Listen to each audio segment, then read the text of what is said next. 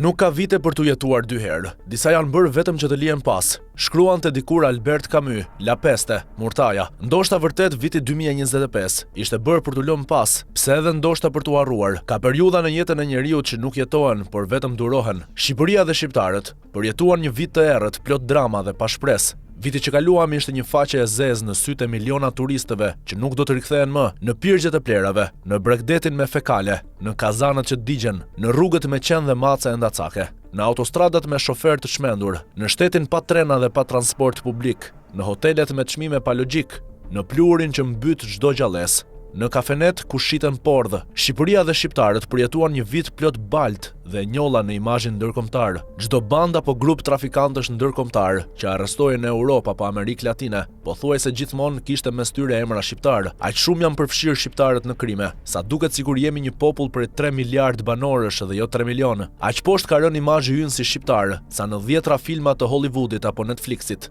Skenarët kanë si protagonist trafikant droge shqiptar. Shqipëria dhe shqiptarët përjetuan një vit mjerimi dhe varfërie. Shqiptarët kishin këtë vit pagat më të ulta në Europë, por edhe çmimet më të larta se në BE. Çmimet e larta të ushqimeve në supermarkete nuk krahasohen me çmimet e ulta të supermarketeve evropiane. Çmimet e pasurive të paluajtshme këtë vit kaluan çdo normë tregu, duke e bërë Tiranën, Durrësin, Vlorën dhe disa qytete të tjera të papërballueshme. Shqipëria dhe shqiptarët përjetuan një vit pa siguri për shëndetin dhe jetën.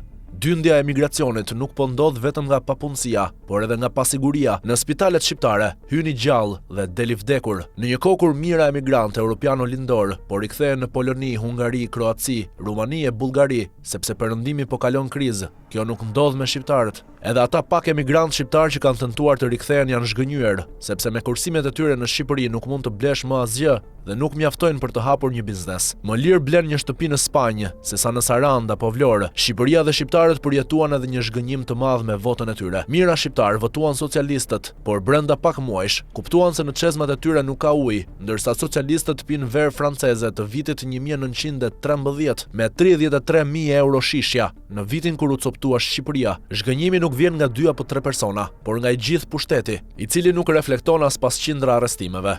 Viti 2025 do të mbahet mend si viti i korrupsionit shekullor, me shifra që as të huajt nuk i kishin imagjinuar. Viti që kaluam ishte i turpshëm edhe për Kosovën, e cila për 11 muaj nuk arriti të krijojë as parlament dhe as qeveri, as në kohën e pushtimit serb, kur Rugova mblidhte kuvendin në ilegalitet. Nuk kishte ndodhur që parlamenti të dështonte 63 herë për të zgjedhur një kryetar apo kryeministër. Urrejtja, mlefi, spionazhi dhe egoizmi e larguan Kosovën dhe Shqipërinë nga njëra tjetra si kurrë më parë. Viti i mbrapshti atyre që i deuan kombin kosovar kundrejt atij shqiptar, mos u ktheft më për shqiptarët. Shumë shqiptar kanë humbur të afërmit, shumë shqiptar humbën punën apo biznesin, shumë shqiptar humbën shpresën. Zoti krijoi në një ditë kujtesën dhe harresën. Ndoshta viti që lan pas duhet harruar. Kur mos e pafsha Shqipërinë dhe shqiptarët si në vitin 2025. Gabriel Garcia Marquez shkruante te 100 vjet vetmi, e shkuara është një barr që duhet lënë pas. Përndryshe, e ardhmja nuk gjen vend të vijë.